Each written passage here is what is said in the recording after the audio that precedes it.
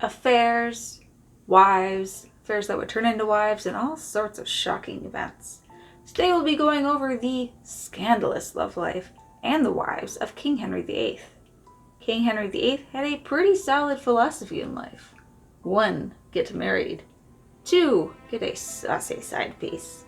3. Get mad at your wife because she doesn't conceive a male heir. 4. Get rid of your wife. And 5. Marry the side piece. And repeat. Well, this cycle has to start somewhere. So enter Catherine of Aragon.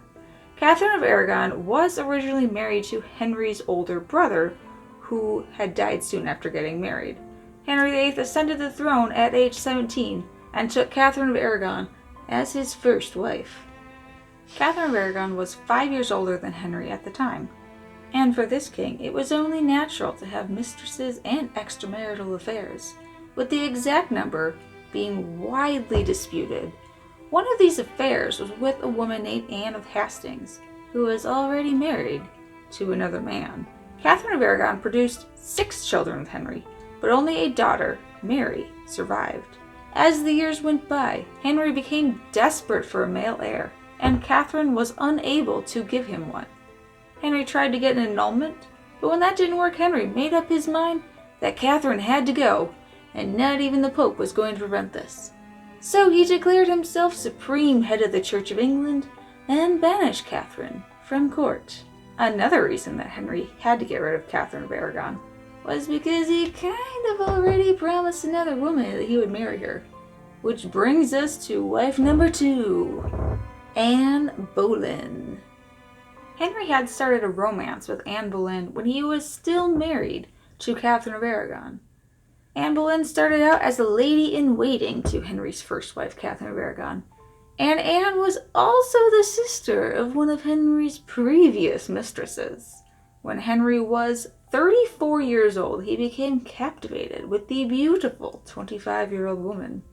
The two exchanged letters, and in these letters, Henry had begged Anne to become his mistress, but she refused to do so.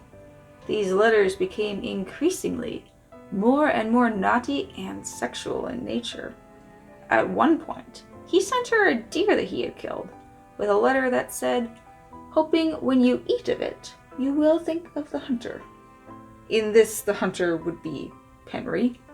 And another letter that said, "Wishing myself in my sweetheart's arms, whose pretty duckies I trust shortly to kiss." Here, duckies refers to all of this. Henry, now 41 years old, and Anne, now 32 years old, had a secret wedding service. Soon after, Henry's marriage to Catherine of Aragon was declared null and void, and Anne officially replaced Catherine as wifey number 2.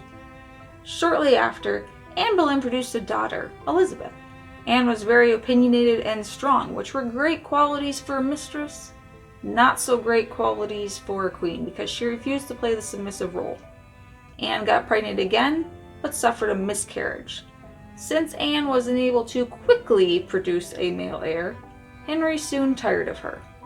So, Henry accused Anne of adultery and had Anne sentenced to a certain act that causes the head to become separate, if you get my drift. Anne only lasted 3 years married to Henry. The day after Anne Boleyn's unfortunate fate, Henry became engaged to wife number 3, Jane Seymour. Henry and Jane Seymour got married 9 days later. Jane Seymour was a lady-in-waiting both to Henry's first wife, Catherine of Aragon, and then also to wife number 2, Anne Boleyn. Henry's attraction to Jane Seymour undoubtedly helped bring about Anne Boleyn's downfall. After a year and a half of marriage, Jane gave birth to a son, Edward, but Jane died 12 days later from postnatal complications. Henry now had a son, but he needed a queen. Henry fell in love with a portrait of a German princess, Anne of Cleves, and agreed to marry her sight unseen. Though when Henry met Anne of Cleves in person, Henry said she didn't look like her portrait, and he was not happy about it. The marriage to Anne of Cleves was a political move, and Henry had to go through with the marriage. At the time, Anne of Cleves was 24 years old and Henry was 48. The marriage only lasted 6 months before Henry requested an annulment of the marriage, claiming the marriage had not yet been consummated because her unattractive physical appearance kept him from doing his duty. But to be fair, at this point in time, Henry's girth had expanded quite a bit, and he probably wasn't much of a looker either. And this brings us to wife number 5, Catherine Howard. Henry then married Catherine Howard, who was a cousin of wife number 2, Anne Boleyn, and second cousin of Jane Seymour, who was wife number 3. Catherine Howard was in the household of Henry's 4th wife, Anne of Cleves, when she initially cut Henry's interest. Henry and Catherine Howard married just 19 days after Henry had the marriage to Anne of Cleves annulled. Henry was 49 years old when they got married, and Catherine Howard was probably around 18 years old, but the records are not clear on her actual age. Catherine Howard didn't become pregnant and was married to Henry for just 18 months before she too was accused of adultery. When she was younger, she had some sort of relationship with her music teacher, who would later say that he knew Catherine's privates from all others by a privy mark. And Catherine did have a relationship with a secretary in her grandmother's household, Francis Derham, who said that he was so familiar with Catherine afore her marriage to the king that he did lie with her 100 nights in the year in his doublet and hose bed between the sheets. Though some historians believe that these relationships may not have been consensual. Hard to say now.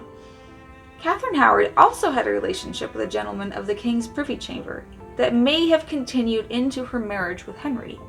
Needless to say, Henry wasn't too happy about all these allegations, even though he had enjoyed more than his fair share of steamy extramarital affairs. Henry also sentenced Catherine Howard to have a particular body part removed. Catherine Parr was the 6th and last wife of King Henry VIII. She was widowed twice before she had married Henry. Henry was 52 years old and ailing, and his new wife was 30 years old. Catherine Parr was a slim, attractive redhead who considered herself to be a scholar. Catherine took pains to make sure that their relationship was a successful one. She took milk baths to keep her skin soft and ordered fine perfumes for her bedchamber. At this point, Henry was very large and kept growing heavier. It was noted that 3 of the biggest men to be found could not get inside his doublet. Catherine Parr was the perfect wife for an aged king in poor health who was more in need of a nurse than a spouse. Catherine Parr was then targeted in the search for some of the banned books from the religious reform of the time, though she was safe from the unfortunate fates that Henry's previous wives had faced. Catherine Parr didn't get pregnant, and Henry had a tendency to become bored with his wives after a couple of years. But whatever happened didn't destroy their marriage. Henry's failing health may have also been a factor. Henry passed away less than 4 years into his marriage with Catherine Parr. And there you have it, the scandalous love life of King Henry VIII. If you like this video, please drop a like and subscribe, and I will see you later.